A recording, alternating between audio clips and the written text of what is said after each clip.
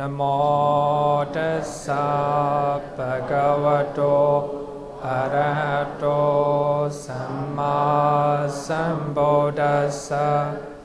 Namo tassa bhagavato arahato samma sambuddhassa. Namo tassa bhagavato arahato samma sambuddhassa. Good afternoon, everyone.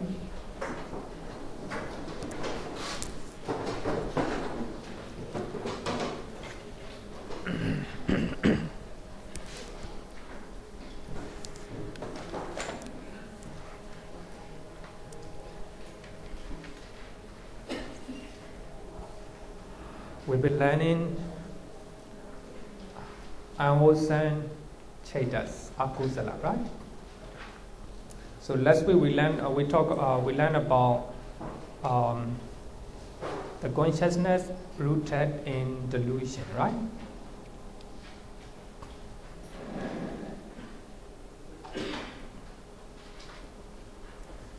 So actually, sometimes we translate ignorance, sometimes we translate as a delusion, right? They're the same. But Bhikkhu Pori, he will use the word avijja, ignorance, moha as a delusion, right? Actually, when I check English dictionary, the word ignorant is much better because doesn't know, right?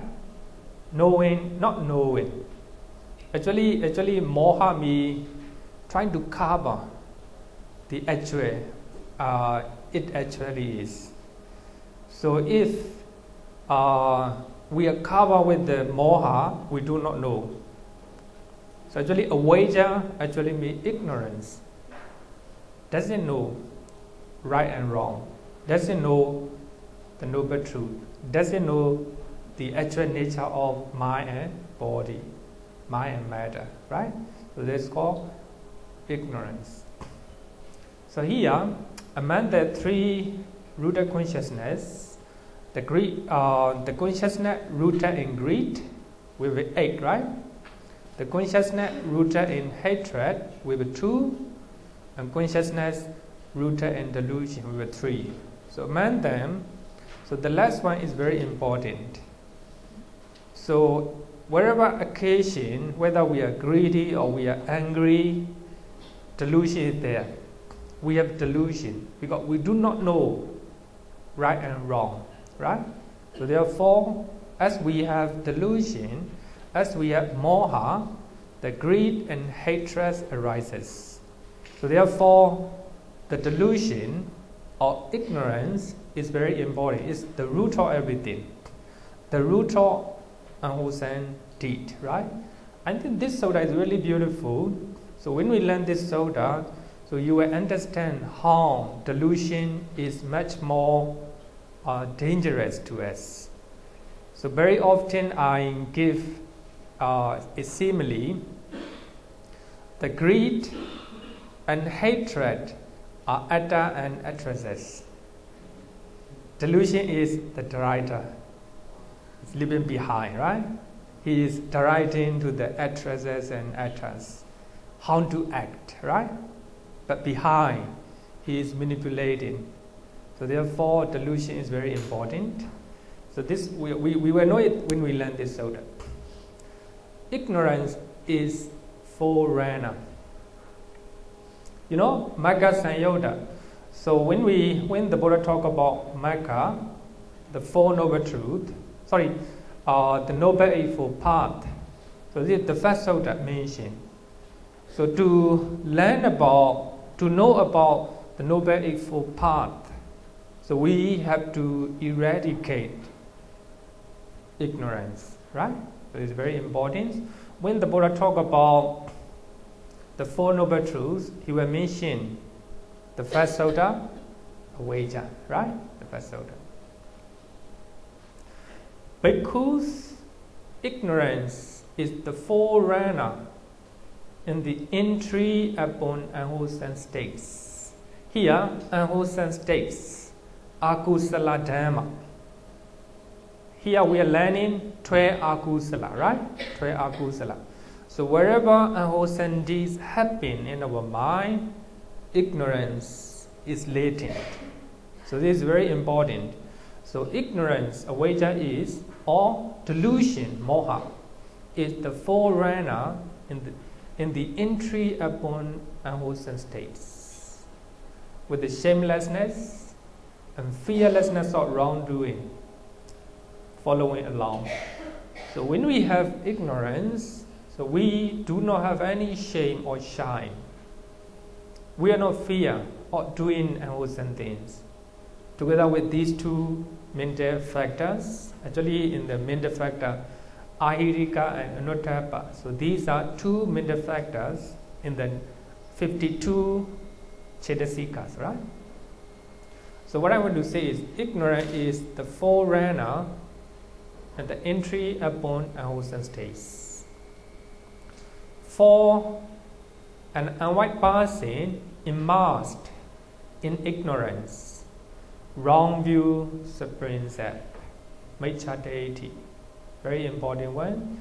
We have ignorance, so therefore the wrong view came in.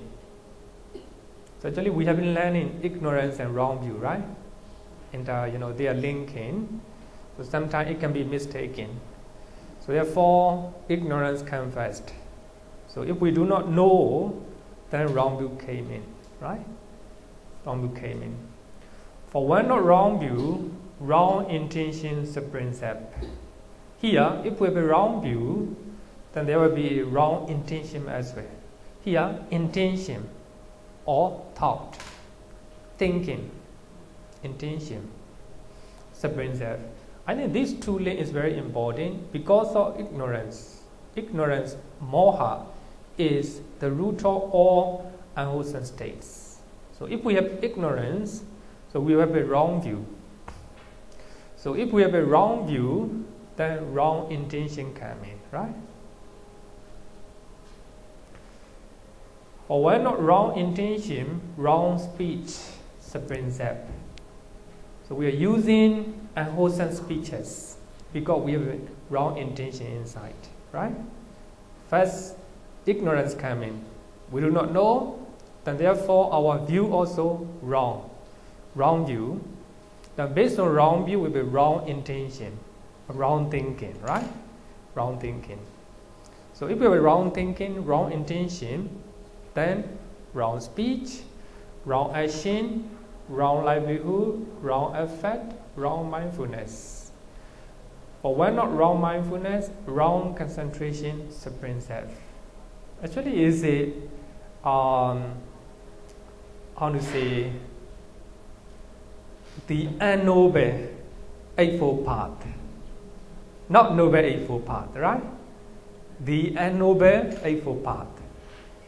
Everything comes from ignorance, right? So therefore, ignorance is very important.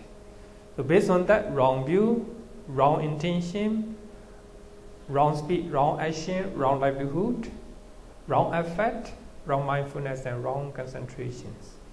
So based on that, we have a lot of problem, right? So therefore, ignorance is forerunner. So based on that, we will learn the link between greed, hatred, and delusion, right? And how to remove.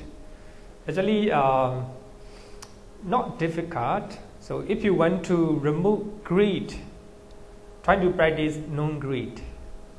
Trying to read now, give away.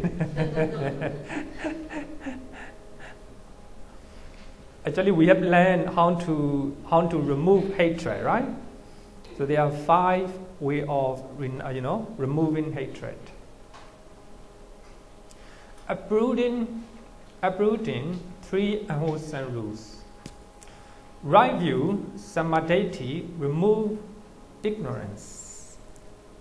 Here, right view. As you know, we have a 3 unwholesome root, right? Right view. So if we have a right view, that means we have a wrong. We remove wrong understanding. That we can call it ignorance, right? ignorance. Right intention removes greed and hatred. So if we do not have right intention but wrong intention, so that means we don't have here hatred and greed and hatred. So this is very important. The Noble Eightfold Path, the first one is right view, right? Second one is right intention. So if we have a right view, automatically we removed ignorance or delusion. So based on that, based on right view, we will have a right understanding or right intention. Based on right understanding, we will have a right intention or right thought. So right thought means lack of greed and hatred. So that means if we do not have greed and hatred in our mind, that means we have a right intention. Right? Right intention. I think we need to understand three kinds of right intention. Right? So what is right intention? Number one, renunciation, nikama, non-greed. Actually, we have 6 types of roots, right? 6 types of roots: greed, hatred, and delusion as the unwholesome root. Non-greed, non-hatred, non-delusion. These are the root of wholesome deed. So here, renunciation, nikama, non-greed. Number 2, non-ewe, abhyapara. Abhyapara, sometimes we can call it loving kindness. So loving kindness is the opposite of hatred. Number 3, harmlessness, ahimsa. We call it compassion. So if you have a compassion, that means you don't have hatred. So number 1 is the lack of non-greed. Number 2 and 3 are non-hatred. 2 and 3 are non-hatred. Actually, it's linking, right? So we can study 3 unwholesome root comparing with the Noble Eightfold Path, right? Noble Eightfold Path. So actually, right understanding or right view remove ignorance. So we have learned, right? Not understanding wholesome and unwholesome, not understanding Four Noble Truths, right? Like this. And based on right understanding or right view, so we have a right intention. So right intention means nothing but three kinds: renunciation, non-ewe, harmlessness. So these can be called non-greed, non-hatred, right? Non-hatred. Non-hatred. So this one is non-delusion. The first one is non-delusion. Right view is non-delusion, right?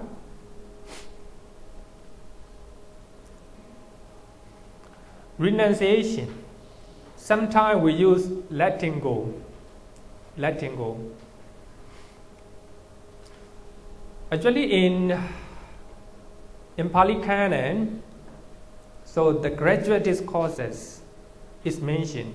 6 steps of graduate discourses is mentioned. So number 1 is called dana, generosity. Actually, is number 1. It's easy, right?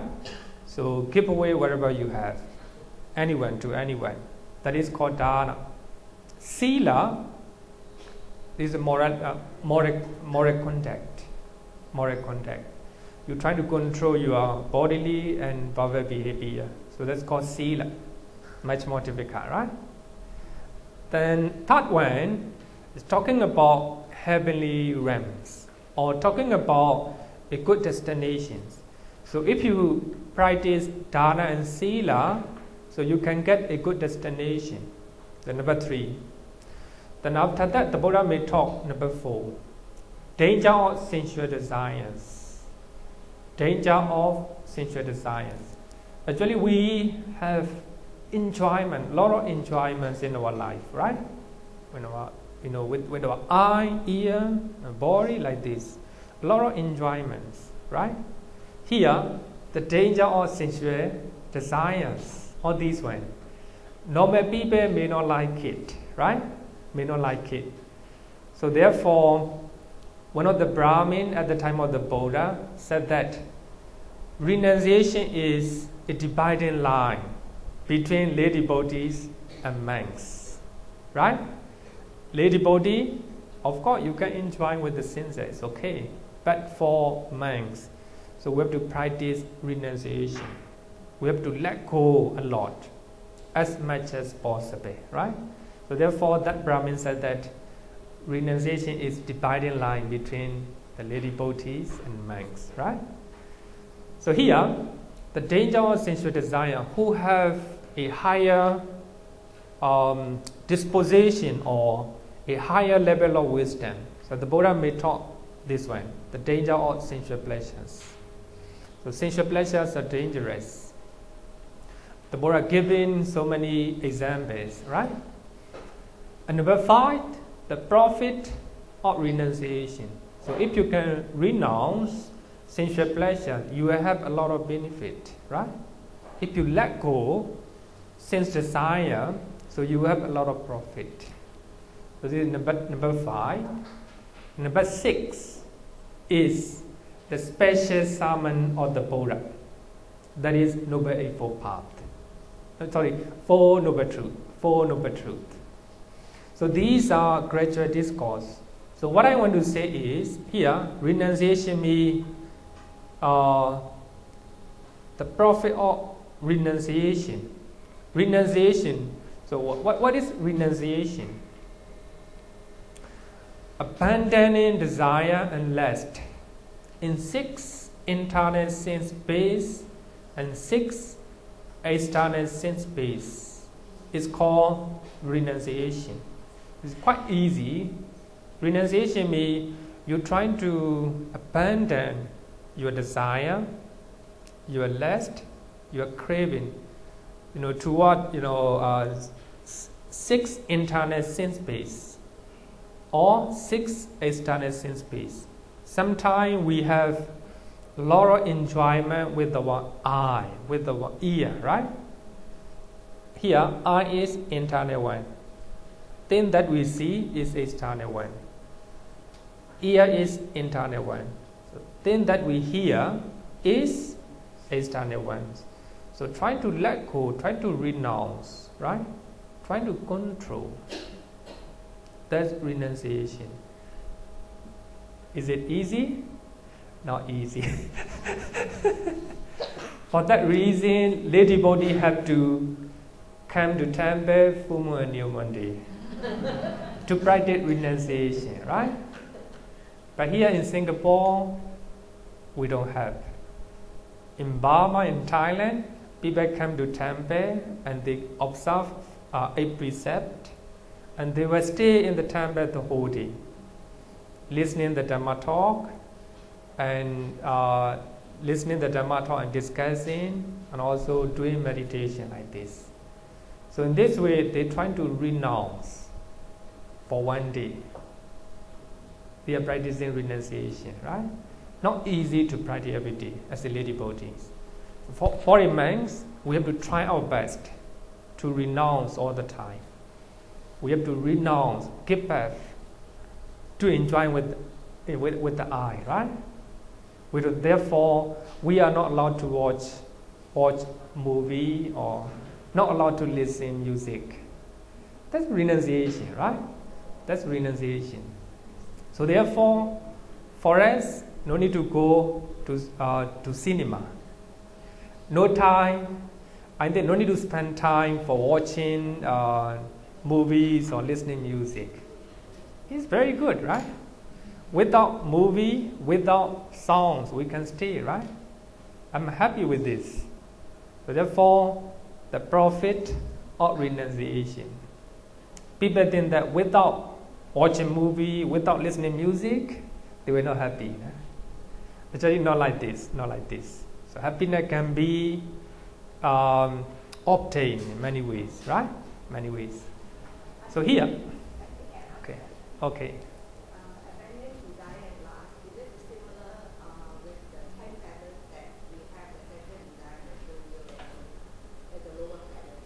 Of course, yes. Factor, yes.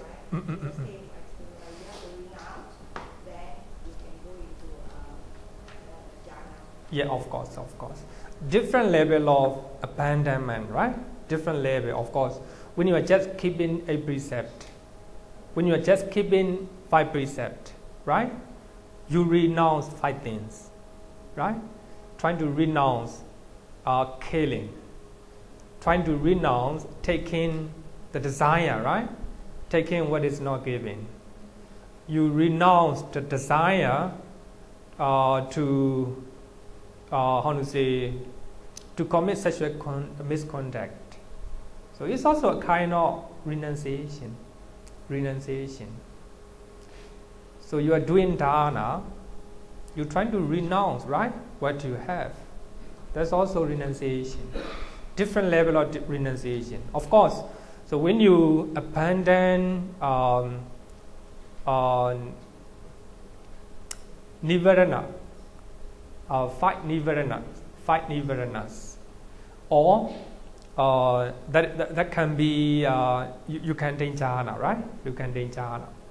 Of course, without renouncing sensual pleasures, without abandoning ill, you cannot attain jhana, right? You cannot attain jhana. So therefore, different level of jhana. So if you cannot renounce, don't worry, it's okay. Nothing wrong with this, right? Nothing wrong with this. Therefore, renunciation is dividing line between religious person and normal people, right? But if you can renounce as much as you can, and you will have profit, right? The profit of renunciation. Actually, here, renunciation is not difficult. Abandoning desire and lust in since internal sense basis. So you're trying to renounce your desire. So when you see something, especially unwholesome things, right? So you're trying to abandon or renounce desire or listening unwholesome things like this, right? So that's called renunciation. So renunciation is nothing but the opposite of greed. We can call it non-greed, right? Non-greed. Here, non-ill or non-hatred, non-harming, avihimsa. So these two are called non-hatred. Non-ill, from right intention, is the positive mental state that dispels the aversion toward the objects. When we talk about anger or hatred, not very clear. So when we learn in this way, much more clearer. So here, hatred is aversion or dislike toward the objects. So here, the object can be anything. Object that you see, that you hear, right? Suppose you hear something. Here, ill or hatred here, right? But you hear something unpleasant. You hear unpleasant things, unpleasant songs. You see unpleasant people or unpleasant things. But here, no hatred, no ill. That means you have this quality, non-ill. In other words, we can call it adosa, no hatred, right? I think we have to observe our mind to develop or to cultivate those good qualities. So when we see something, try not to be angry or irritated or ill, even slight amount of ill. If you stay happy, not good, right? So therefore, the opposite of hatred is compassion, loving kindness, or non-ill. So you're trying to dispel the aversion toward the objects. So I think it's a very important one. So in this way, you can try to reduce the amount of negative emotion or hatred. Abhyapara. If the objects are sentient beings. Non-ego is called loving kindness, according to Abhidhamma, not according to suttas. But of course, many suttas show that. So if we practice loving, if we do not have ego here, so regarding with the sentient beings, that we call it loving kindness. If the objects are things, it is called non-hatred, adosa. This is according to Abhidhamma. So if we practice, suppose we see somebody, then we don't have ego here. Then you generate love to others. So that is called loving kindness, right? Suppose you love your country. So that is, we can call it non-hatred, right? Some people do not like their country, hatred, right? The opposite, if you like your country, no hatred, because the country is not a living being, right? Not a living being. So therefore, when we radiate loving kindness, so it is called metta. It is included in the no hatred, but we call it loving kindness, metta, right? But when we talk about things like countries, the place, right? So these are the songs. You love the song, right? So that's all. The song is not a living being. So therefore, it is called no hatred. If you do not have hatred, it is called no hatred, according to Abhidhamma. And this line is very important, right? So we're talking about the opposite of hatred. So if we do not have hatred, that means no hatred. So no hatred is said if good deed, right? Good deed. Non-harming, avihimsa. Compassion for sentient beings. If we use for sentient beings, that is called compassion. If it is for the things, we call it non-hatred. So here, compassion means we have compassion toward who are in trouble, especially who are in trouble. So we have compassion to our juniors, like this, compassion. So actually compassion is under no hatred. So if we have loving kindness and compassion, if we have non-ego and non-harming, so that means we have a good quality. That is called wholesome deed, right? So the opposite of loving kindness, the opposite of compassion is called hatred, dosa, right? Dosa. I think we can link with the Noble Eightfold Path and unwholesome trait, unwholesome deed. That's very important. So to remove three root of unwholesome deed is nothing but the Noble Eightfold Path, right? The Noble Eightfold Path, especially number 1 and 2. So we have to try to have a right understanding or right view. In this way, we can remove delusion, moha. So if we have right view, then we have a right intention. So if we have a right intention, that means we don't have greed and hatred. So that means we have good qualities.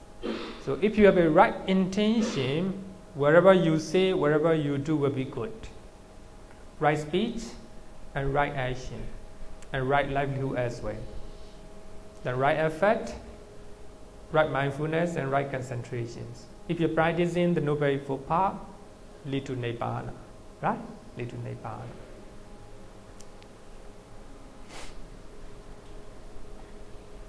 So up to now, we have been learning unwholesome consciousness, 12 unwholesome consciousness. Number 1, consciousness rooted in greed, lova mula cheda. Consciousness rooted in hatred, Dosa Mula Chaita, we have 2. Consciousness rooted in delusion, we have 2, another 2. Actually, we can call it Tre consciousness rooted in delusion. We can call it Tre consciousness rooted in delusion. But the last 2 chaitas, are purely related, associated with delusion. So therefore, divided into 3. Is there any question up to now? Any question? I think we finished 3 unwholesome chaitas. I hope you understand, right? Okay, so let's go to the next one. So we have 80 rootless consciousness. The root of a tree, right? The root of a tree. The root is very important. Without the root, the tree cannot survive, right? So there are 80 rootless consciousness.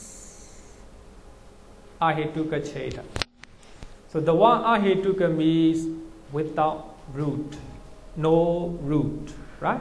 No root. These consciousness, such as eye consciousness, ear consciousness, when we see something, eye consciousness arises. When we hear something, ear consciousness arises. So these are some of the, actually, when we eat something, tongue consciousness, right? If we smell something, if we smell something, smell consciousness. Sorry? Oh, nose consciousness. Nose consciousness. If we touch something, body consciousness, right? Like this. So these are called rootless consciousness. Because all these are divided into 6 mental factors called hetu. Greed, hatred, delusion. We have learned, right? The 3 root of unwholesome actions, and non-greed, non-hatred, non-delusion. So 3 root of wholesome actions. So when all these consciousness occur in our mind, there's no greed, hatred, delusion in our mind. No, no greed, no hatred, no delusion as well. So when these consciousness happen in our mind, there is no such a thing called root. So why these 80 types of consciousness are occurring in our mind?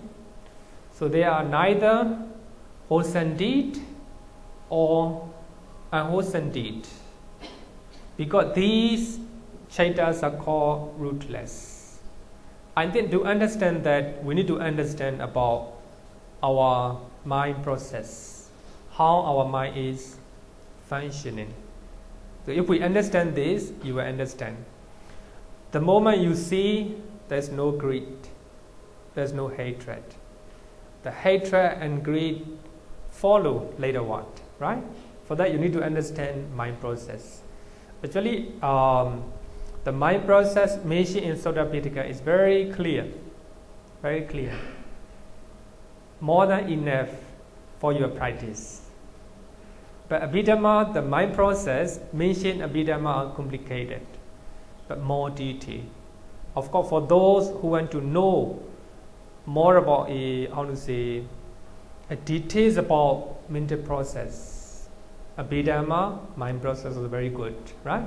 So today we will learn about mental process in Sutta Pitaka as well as Abhidhamma Pitaka. Where does our mind come from? Did I teach this one in the class? Have I ever teach? No, not yet, right? Because when I talk about mind process, mental process, I use this one. Where does our mind come from? Is the question. Normally you might say that our mind comes from the brain.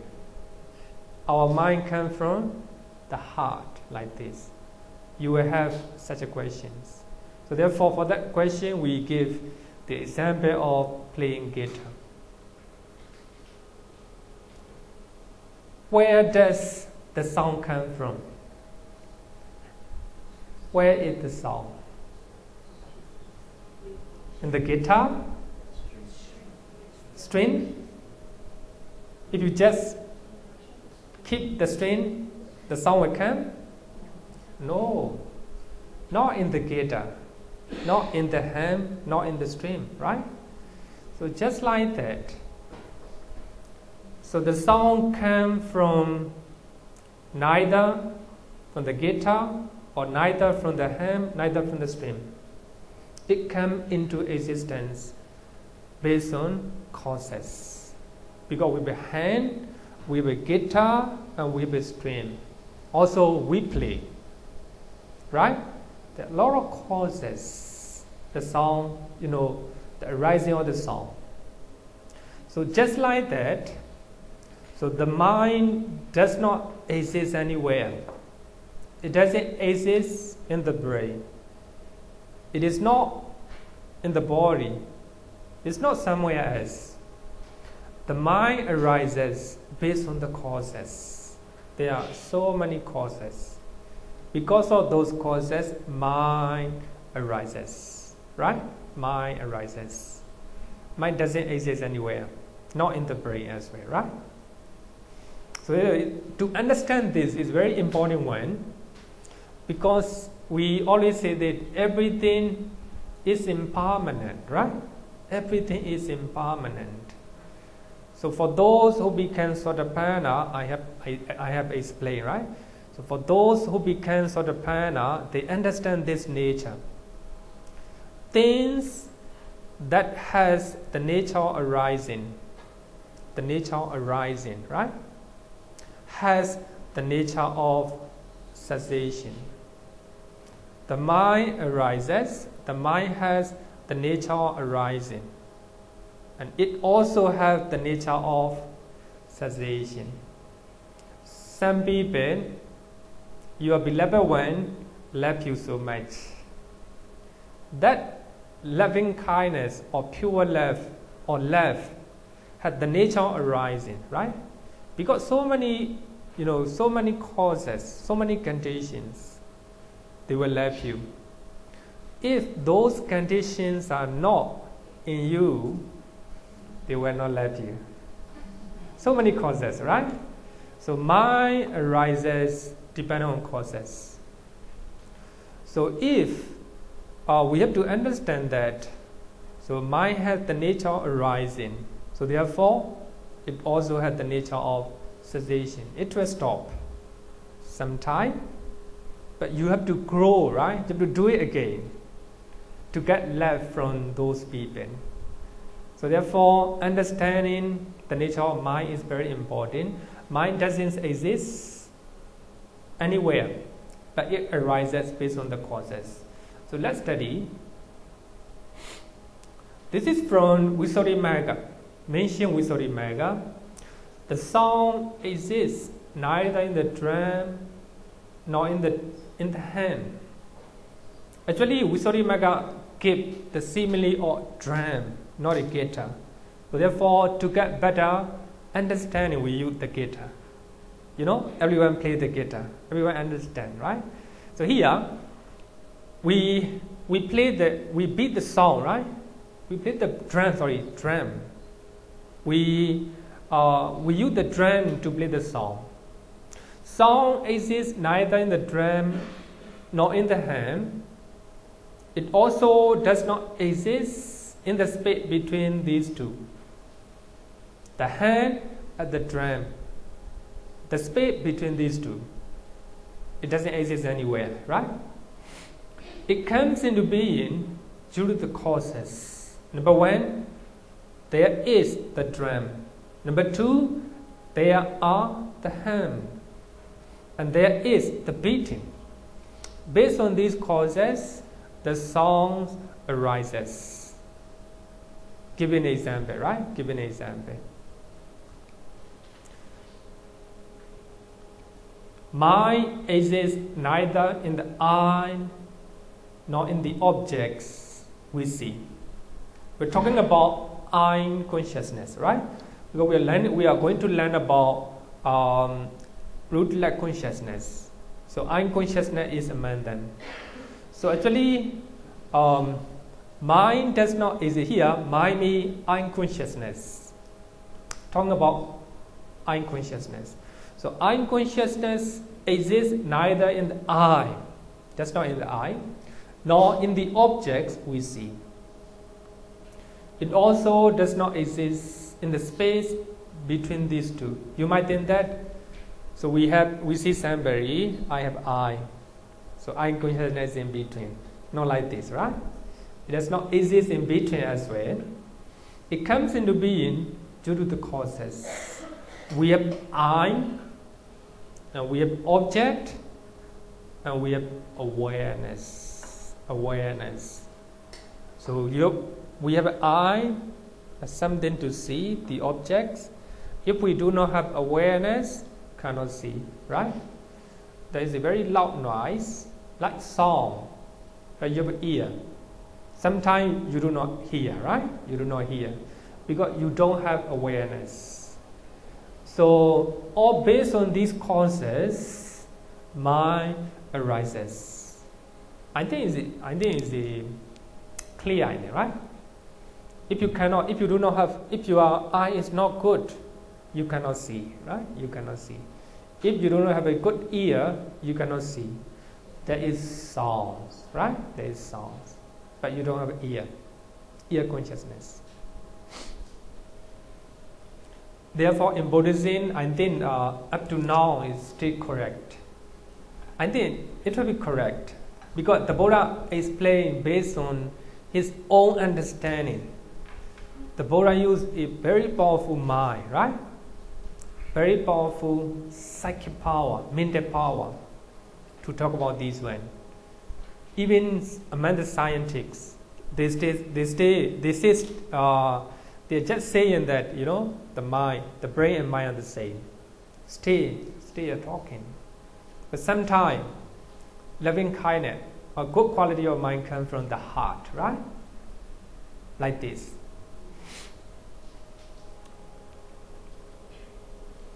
So here, this is a mind process mentioned in Sutta Pitaka. Dependent on eyes and forms, eye consciousness arises. We have eye and we have forms. Form is something we can see, right? Eye, dependent on eyes and forms. Eye consciousness arises. Eye consciousness is the mind. The medium of these three is called contact. Actually, contact is a mental contact. In Abhidhamma, we call it Citta, right? Mental factor. So the medium of these three is called contact. Depending on contact, feeling arises. Because we see something and contact. Based on contact, feeling, like or dislike, right? Depending on feeling, craving arises. Feeling, if we like, greed, lobha, right? If we do not like, hatred. This is a mental process, very easy, right? Everyone can understand. So therefore, in Sutta Pitaka, then everywhere you will learn this one. So meditation also we have to use this one. Very easy one. You have eye and forms. Then you have eye consciousness will arise.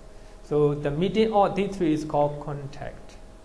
So as we have a contact, you have feeling. You will have feeling, whether a good feeling or good feeling or bad feeling. So if you have a good feeling, likely to become greedy, right? likely to be greedy. If you don't like unpleasant things, hatred. So what we have to do is, so we have to develop right view or right understanding through mindfulness, right? We are meditating because we are developing mindfulness. We are looking everything with the mindfulness. So if we are mindful, we have a right understanding. If we understand, right intention. So if you have right intention, that means no greed, no hatred, no delusion, right? So depending on feeling, craving me, grasping or clinging toward the objects. You may cling toward the object with the greed or with the hatred, right? Sometimes we still remember our enemy. So someone who you do not like, right? When you are childhood, clinging, your mind cling to that, right? With the hatred. So we also cling to the object with the hatred as well as greed, right? So these are mental process mentioned in Sutta Pitaka. It's quite easy, right? If you understand this one, more than enough, right? So therefore, some scholars say that you don't need to learn Abhidhamma. Based on this one, right? Based on this one. But it's not like this, not like this. Of course, when we look at one aspect, you might think that Abhidhamma, we don't need to learn Abhidhamma, right? We don't need to learn Abhidhamma. But, so when we consider all the aspects, I think it's good to learn Abhidhamma. So you have better understanding about the mind, right? About the mind. This is a mental process from Sutta Pitaka. So there's no mutual feeling for you. When you see, neither you like nor dislike. Feeling, yeah, we have three types of feeling. Pleasant feeling, unpleasant feeling, neutral feeling. Everything. Normally, we see something, but we like it, right? Because it's pleasant. So it's a pleasant feeling. If the object is not unpleasant, not good, right? It's disgusting, then unpleasant feeling. So even though the object is pleasant or unpleasant, it doesn't make any sense to you. It doesn't make any difference to you, to your mind. That is a neutral feeling. So therefore, so does that mean that the craving will not arise if it is? Actually, neutral feeling, delusion will arise. Neutral, neutral feeling, that means you do not know the object very clearly. So therefore, neutral feeling. So if you do not know the object, that means delusion, right? Moha. If the neutral feeling is, can it be equanimous feeling? Equanimous? Yeah. So if it's equanimous, then is it still there's moha? If we have equanimous feeling, does that mean that we still have moha? Question is, if we have equanimous feeling, neutral feeling, does it mean we don't have moha, right? Your question? Actually, I have explained. I must explain based on the underlying tendency. But here, according to here, depending on feeling, craving arises. Actually, it's talking about for normal people. For arahant, they don't have craving, right? They don't have craving. They still have feeling, but they don't have craving. So this mental process is talking about normal people, right? So to understand about feeling, so we have three types of feeling: pleasant feeling, unpleasant feeling, and neutral feeling, right? Neutral feeling. So if the object is attracting to us, whether the object is pleasant or unpleasant, here, our mind, right? Our mind will be very happy. Pleasant feeling in our mind, right? Pleasant feeling in our mind. Sometimes you might think that your enemy in the office get in trouble, feel very happy. Actually, what you see is not good, right? But in your mind, for you, it is a pleasant feeling, right? Pleasant feeling. So actually, it mostly, of course, based on the object, we have to decide, right? If the pleasant is good, pleasant feeling. If not good, unpleasant feeling. If good, likely to be to have a greed, moha, lobha. If unpleasant feeling, likely to become angry, to have a hatred, right? To have a hatred. But if the object is not clear, not attracting to you, if the object is not attracting to you, then likely to be neutral feeling. Neutral feeling. But if we have neutral feeling, it's likely to have delusion, because the feeling is not prominent to you. So therefore, when you are practicing meditations, you practice in breathing and breathing out, right? Breathing and breathing out. So if the object in breath and out breath is not clear to you, that means neutral feeling. So in those moments, delusion, because you do not know the objects, right? Delusion is underlying. So therefore, neutral feeling, and do not mix with the equanimous feeling. Equanimous feeling means, so therefore, I think even the word Pali, upekha, is a, how to say, really, how can I say, misleading. Therefore, we divide spiritual upekha and normal upekha, right? So normal upekha means neutral feeling or equanimous feeling. But spiritual upekha means, how to say, balance of the mind. You're trying to balance between good and bad, right? Stability of the mind. That is spiritual upekha or spiritual equanimous feeling, right? Okay.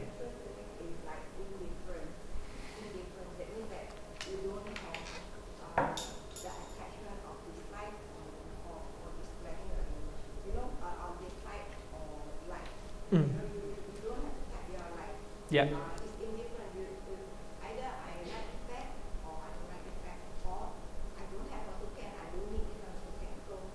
Normally we say neutral, right? Yeah, of course. So actually I have explained about neutral feeling, right? Indifferent, we can also use indifference. Because sometimes, suppose in your office, one person will come to you. If you like that person, pleasant feeling, right? If you don't like that person, unpleasant feeling. But one person came in, it doesn't make any change, any difference to you. So it's not I want to say, that person, nothing to do with you. That indifferent, right? Indifferent, neutral feeling. You don't have either pleasant or unpleasant feeling, just neutral feeling. Maybe we can also use indifferent feeling. But if we use indifference, remember that is a mixed with the anger, right?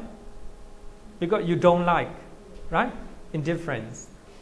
Sometimes the neutral feeling is much better, I think. Neutral feeling. You got your point? Can I question? Huh? Yeah, no. Actually, this is the Pali word. Oh. Yeah. Neutral feeling is atokha masukha vedana. Neither painful nor pleasant. It's quite clear. I mean, Pali can normally use this one.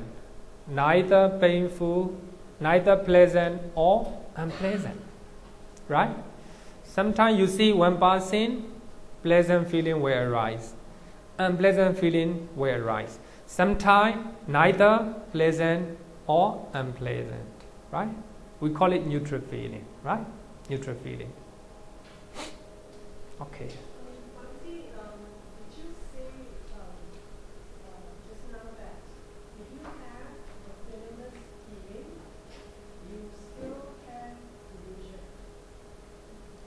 No, I'm not saying that. Actually, here we are talking about normal mental process. But of course, if you're mindful, you see somebody or you see something. If you are mindful, delusion, hatred, greed cannot come in. If you are mindful all the time, if you are mindful 1 minute, 10 minutes, 1 hour, 1 day, there's no chance for delusion, no chance for greed and hatred. For that reason, we are meditating, right? So the reason why we are meditating is we are trying to develop, we are trying to grow mindfulness. Mindfulness. All the time mindful. So the mind arises, one mind moment arises at a time, at one time. So therefore, if there is mindfulness in our mental process, delusion, hatred, any negative mental state cannot come in, right? So that means if you're mindful, no delusion at all, right? No delusion at all. Okay, these are normal mental process, not the mental process of arahant, right? Not the mental process of arahant. Or not the mental process why you are mindful, why you have mindfulness, right?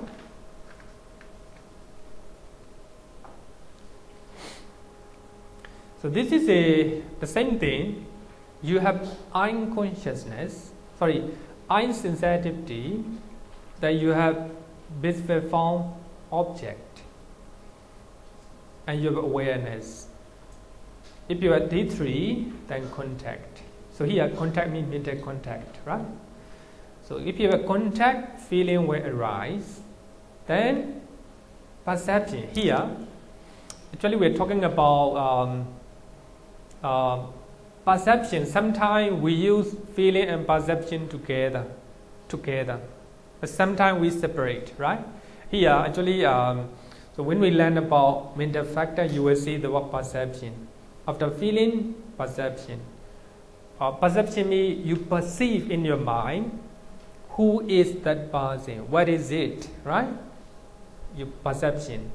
So if you have perception, that person make me something annoying yesterday. This person make me trouble yesterday. Like this. A lot of perception, right?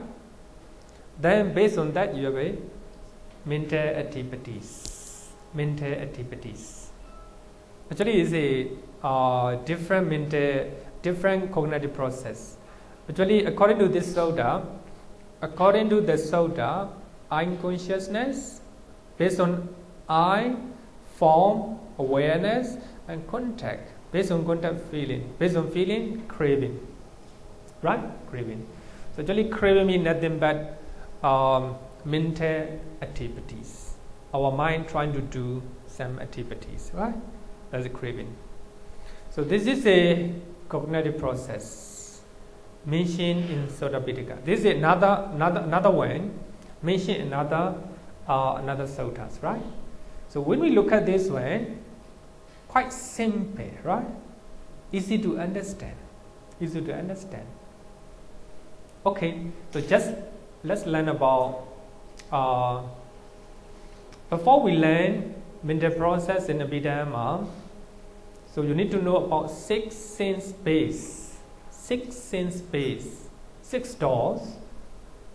So they are called base. The reason is, so they are the physical seat where cognitive process is based. The mind arises depending on this base when it meets with the outside objects. I'm base. So we have I'm base and visible objects. So here we have a trap base. So I'm base. I is internal one. The visible object is external one. Ear base and sound. Nose base, smell. Tongue base, taste, body-based touch, or heart-based mental objects. According to Buddhism, according to Abhidhamma, I will say, so the mind arises based on the heart, not from the brain. That is very important. So when you have a very deep concentration, you can experience it. A serious meditator, they understand. Any type of mind comes from here. Any type of mind. Especially emotional feelings based on the heart. So actually every type of mind based on heart, in the heart, right? Heart. So these are 6 doors. So we have to understand to know about the mind process. Circular life. So we use rebirth consciousness. Rebirth consciousness. So when we get this life, so we have one type of consciousness arises firstly.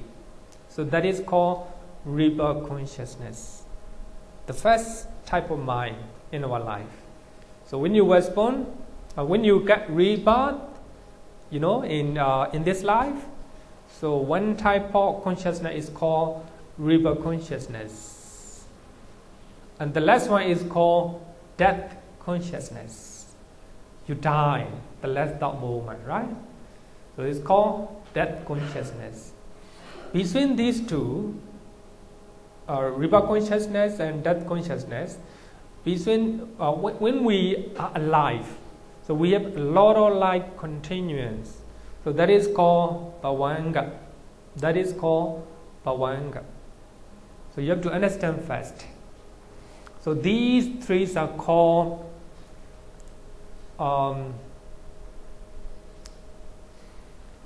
Vipassana. So which are nothing to do with mental process, mind process in this life. Nothing to do with.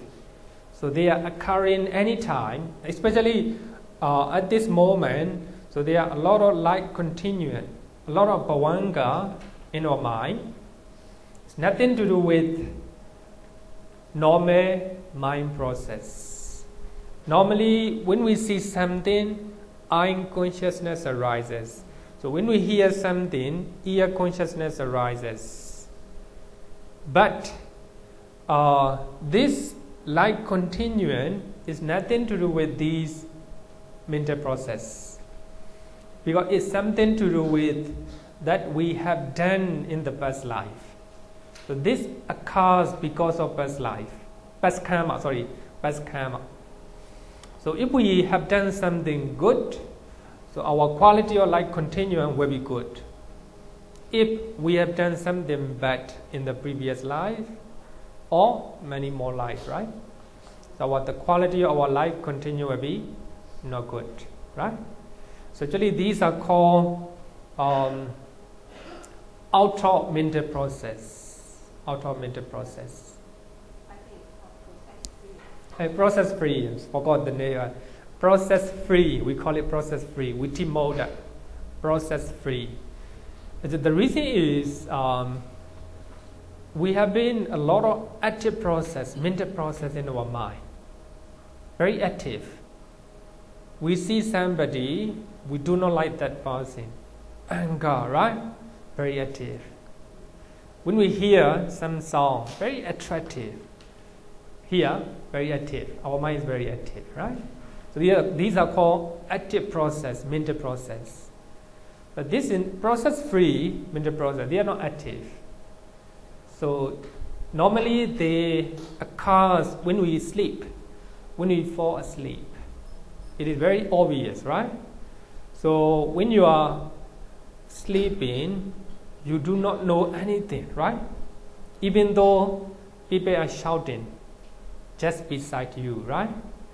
Even though people are, touching your body, you will not know, because the door is not open, right? By that time, light continues, a lot of light continuance, very stable, right? It doesn't want any mental process regarding with the eye, ear, any other doors, right? Any other doors. Okay, I think you have to understand this one. Rebirth consciousness, the first consciousness that we have in this life. So the last one will be that consciousness. Between these two, like continuous, a lot of like continuance. So it happens all the time. When I'm talking, when you are listening, a lot of like continuous happen. So these type of consciousness are not active, very stable state. Now I explain with the example. This is the first consciousness, rebirth consciousness. Then between like continuance. Then after that we will die, death consciousness. This is a cognitive process, right? Cognitive process in brief. What is mind process? We call it mind process or active mental process. Number one, rebirth consciousness, the first consciousness in our life. Then we will have like continuing. Then we will have mind process. Mind process very like very active. Very active. When we see something, our mind very active. When we hear something, very active. So therefore we use it, very. Then between 1 and 2 mind process, there is a like continuing mind process, like continuing mind process. Then at the end, we will die. That consciousness. This is our cognitive process. Happen like this, right? Happen like this. So when we have like continuing, it's not active, very stable one. But when the cognitive mind process occurs in our mind, very active, just like here, right? With the mission with the red color, mind process. So our mind is happening like this. So to know about rootless Citta, rootless consciousness, you need to know this one. Otherwise, not clear to you, right? Not clear to you. The indoor process. Indoor process. I think I need to explain a little bit, elaborate, right? Elaborate. So as you know, we have rebirth consciousness, right? Then after that, we have a lot of light continuing. They are very stable state, right? Very stable. So first, you need to know is, so if we have a one mind moment, it will disappear. Another mind moment will replace. Then that will disappear again. Another mind moment will come again. Like this. It's going like this, right? It's going like this. So remember that we have a lot of light continuous. A lot of light continuous, right? Then I see somebody. Actually, when I see somebody, unconsciousness is going to come in, right? Going to come in. But in my mind, there are a lot of light continuance. A lot of light continuance. Stable and active or the stable state of mental, how to say, mind, right? Mind. A lot of light continuance here. Then I see somebody, then unconsciousness going to come in. Going to come in. So therefore, the first one is called stream of Bhavanga. Bhavanga is a Pali or light continuance. And then, do you know what is light continuance? Okay, you may not know it. It's a type of consciousness. So this is a very stable one, and it is very important in our life. Because of this, we are called sentient being.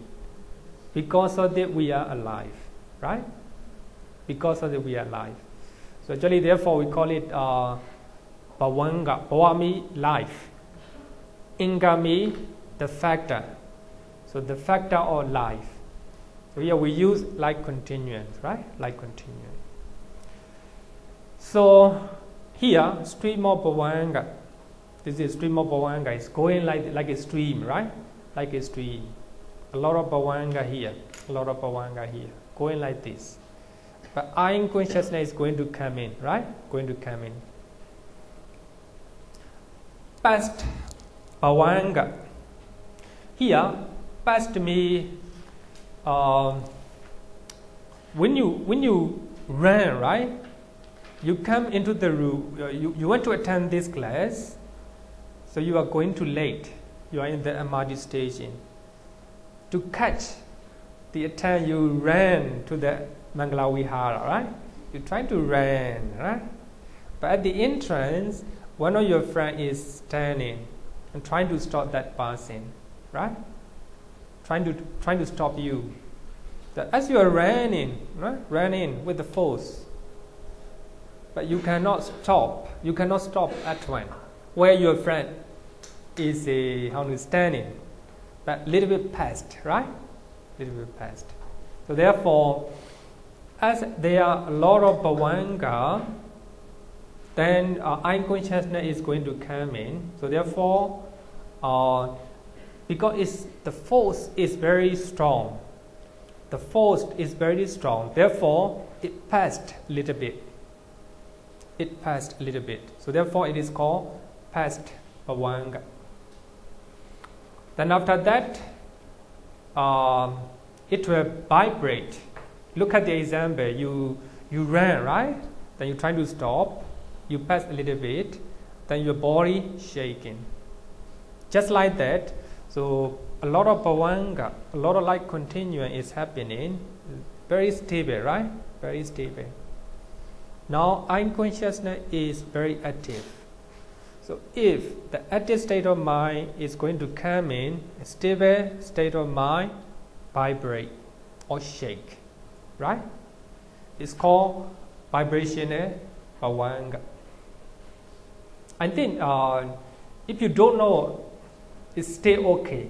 Just want to explain how mind process is, right? So, I know when we learn the fourth chapter, I will explain in detail the meaning of those terms, right? The meaning of those terms. The arrest, Bhavanga. So that means stop functioning. So because another mind moment is coming, so therefore this Bhavanga have to stop, right? Then fight door switch. Fight door switch. Actually here Panchadwara. But here, actually from here, fight door switch. This is one of the rootless consciousness that we are going to learn. Start from here. Remember that, start from here, fight door switch. So this is rootless consciousness that we are going to learn. The door is somewhere that we go in and go out, right? Go out. It's compare. Actually, so I is compare as a door, right? Ear is compare as a door. But this consciousness, fight door switch, is the one who opened the door. Without fight door switch, you cannot see, you cannot hear, you cannot touch. You do not know touching, right? So when you are sleeping, somebody call you, you cannot hear because fight door switch is not open. There is no switch open, right? So therefore, this is a very important one. So therefore, we call it fight door switch. Without opening this door, you cannot see, right? So this is the first rootless consciousness. Now after opening the door, I consciousness arises. I consciousness. Normally you may think that, so when you see somebody, you know right away. You may think that, not like this. There are a lot of mental process arises at that moment, right? At that moment. The door open, the I consciousness come in. Then after that, you will receive that object. You do not know what is it. You will see that object. You will receive that object. Then after that, you will investigate. What is it? Is it animal or human beings? Is it why? Okay, like this, right? You will investigate. All these are called root-like consciousness. At this point, there's no greed, there's no hatred, there's no delusion. For that reason, we call it ahituka, right? I think now a little bit you will have a understanding, right? So even at this point, there's no greed, no hatred, right? You see somebody, then you open the switch, then you receive it, then you investigate it. You will investigate. You determining. You determine, this is a lady, this is a boy, right? This is a animal, this is a tree, like this, right? You're trying to determine the object. So this determination also one of the consciousness, among the consciousness of 80 root-like consciousness, right? Even at this point, you don't have anger, you don't have hatred, you don't have delusion. So there was no root at the time. There is no compassion, no loving kindness elsewhere, right? So therefore, there is no any other root at that moment. So therefore, it is called ahituka. Investigating, determining. Then after determining, so you will have javana to experience the objects. Javana means powerful force. You try to experience, you try to enjoy the object. You determine, this person is very nice to me, right? You try to enjoy. This person is not nice to me. You also enjoy, experience, blindfold with the force, full of force, hatred coming, right? So at this point, in javana state, you will have a lot of root, either good or bad, right? So this one, javana is called wholesome and unwholesome. You will have, if you have a right determination, right thinking, and you will have wholesome deed, wholesome root. So if you don't have right, if you don't have a right intention, unwholesome root, right? So actually from javana onward, it's not ahituka, together with root. Then after that, you have registration. Bhikkhu body, you registration, you registered. I will not use, I don't like this one. Anyway, it's a follow-up feeling. Follow-up, honestly. I will say that follow-up feeling. Follow-up feeling. Because the object is so strong that you're trying to enjoy. You're trying to enjoy, follow-up feeling. Then after that, stream of bhavanga again. Bhavanga come in, right? So up to 2 types of registrations. These are called mental process. Mental process. The stream of bhavanga is free, I want to say, free process. Within mode, how you use. Okay, so these are mental process. How our mind is functioning according to Abhidhamma. According to Abhidhamma. Now let's look at this one. As you know, we have a idol consciousness. The first stream of bhavanga, a lot of bhavanga, right? Then after that, we got the force of mental process is so strong that so it passed bhavanga. It's a little bit past bhavanga, and bhavanga vibrate and stopped. stop here. Then after that, 5 doors switch. The door is open. The door is open. From 5 doors switch onward, they are called active process of consciousness. Active process of consciousness. They are active. 5 doors switch, then eye consciousness. So you will receive the object and you investigate it and determine what is it. Then after that you will enjoy fully. You will enjoy with the force. That's called jhana. And follow a feeling, 2 follow a feeling, 2 registration. Then after that, stream of bhavanga again. Stable state of consciousness. So these are mental process. So today what I want to say is, here from 5 door switch, pancha dwara we call it here, pancha dwara. Eye consciousness, receiving, investigating, determining, all these are called ahituka, rootless consciousness. So that we are going to learn, because at that point there is no wholesome or unwholesome root. At that point we cannot call it wholesome deed or unwholesome deed. That's very important. That's very important, right? So therefore, ahituka. But from jhana, after determining, you will enjoy with the powerful force. This can be wholesome and unwholesome deed, right? So if you like, if you determine, that's very good, then you will likely enjoy, right? Fully.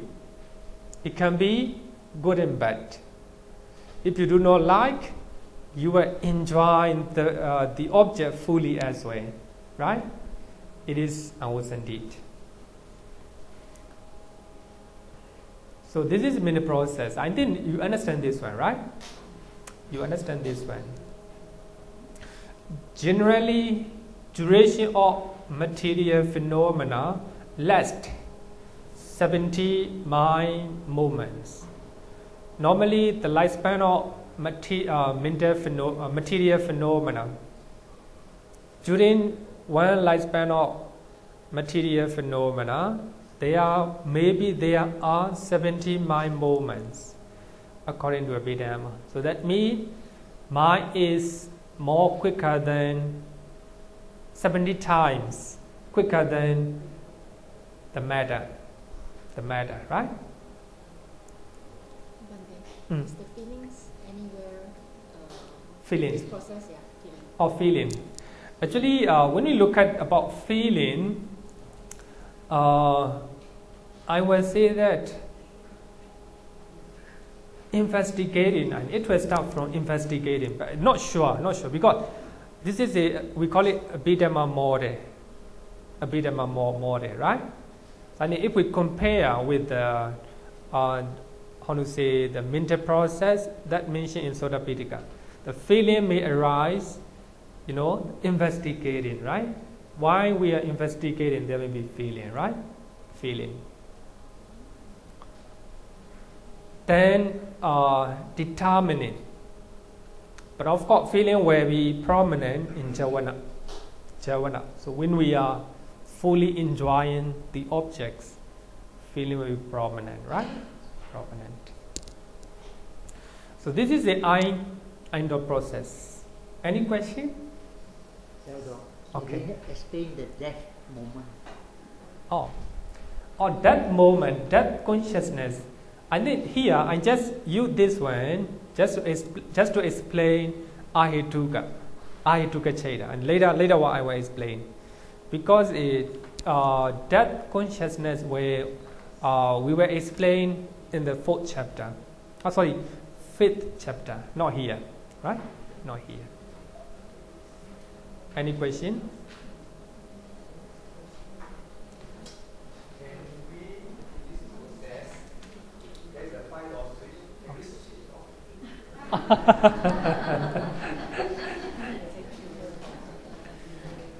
Of course, why not? We can do that. you try to switch. You close your eye, right? You try to switch your door. Ear, of course, you can switch your ear as well. Turn, nose, the body, right? But for that, your mind must be very active. So when we are meditating, we close our eye, right? Normally. We try to switch off our eye. And even though there are a lot of noise outside, try not to pay attention to them. You try to switch off. You are not eating by the time. Also, you're not smelling, right? Of course, you will have a bodily sensation. But if your mind is actively doing, functioning, then your body switch will not also open. And only mind. That means mindfulness, right? Mindfulness. Of course, to separate from the body and mind, difficult. So only arupa jhana, you'll be able to switch off. The bodily switch, right? Switch off, body switch. Okay. When you meditate, there comes a moment where it's very quiet. You don't hear anything. So are you at the switching off level? I would say that, so when you have only tranquility and peace at the time, you switch off all the doors, 5 doors. That means five doors. Only you switch on the mental switch. You know we have five doors, right? 5 doors. You just open mental doors.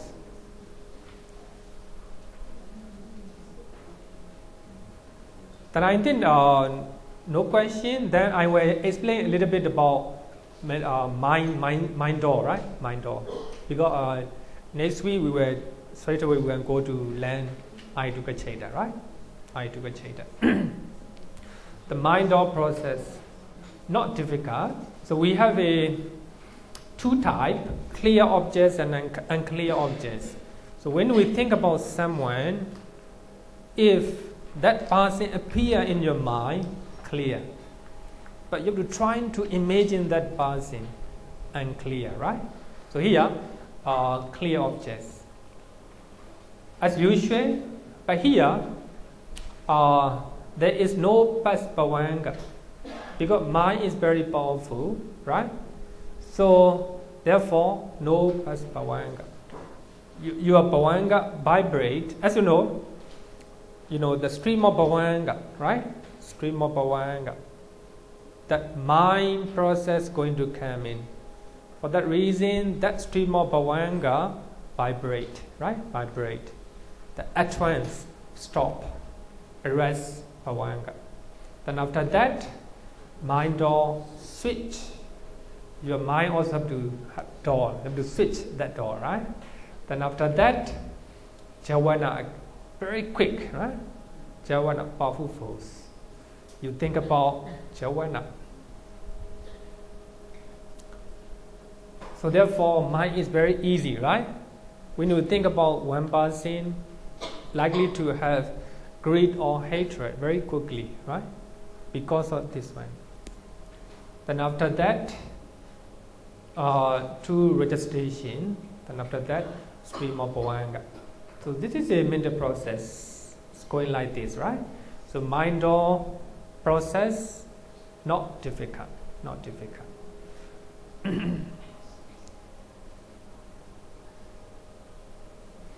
If this is not very important, okay. So I think up to here, so we learned that. So here, to registration is not it is another type of consciousness. So here, jhana is wholesome or unwholesome, and here mind door switch is called ahituka. At that moment, there's no root. Then only after that, jhana. In jhana state, of course, you have either wholesome or unwholesome root, right? For that reason, it's very important. Mind door switch is one of the consciousness among the 80 rootless consciousness, right? Any question? Bhante, the arising of the causes will be when the mind will switch? Causes. Yeah, the arising of the causes will be at the mind will switch. Arising of the causes, because something, suppose regarding eye consciousness, right? Eye consciousness, I have eye. This is one cause. Something to see, this is also another cause, right? Then eye consciousness. So there are a lot of causes. You mean by that, right? The arising of the causes is start. Arising of the causes. Oh. The arising and the cessation, right? So the arising will start from the mind or switch, and the cessation is at the registration. Not like this. If we talk about one mind movement, suppose eye consciousness, right?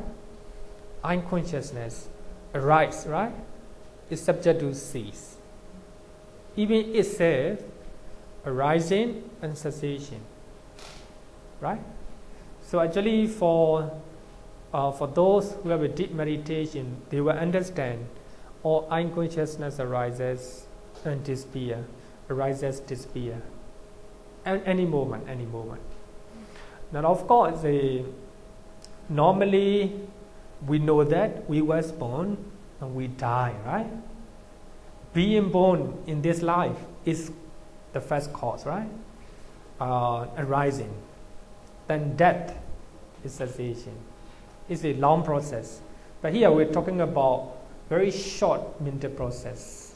Very short, long life, short life mental process, right? I hope you understand, right? Actually, forget about all these names. So when you understand how our mind functions, more than enough. So we have to learn this one in the 4th chapter in detail, right? I will explain what is Bhavanga. So what is a 5 switch door like this. So otherwise here, no, you don't need to remember all these one, right? So if you remember how our mind is functioning a little bit, more than enough, right? Okay, so let's close our lessons. Announcement. Next Friday is overnight chanting here. So Saturday the 1st. Overnight chanting. The 1st is overnight chanting. Oh, I have to. It's okay. It's okay. So got one. No announcement. Oh, it's okay. Let me do the chanting.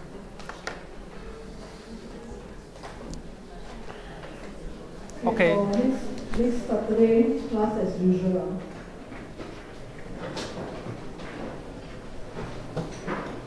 Let's put your palms together.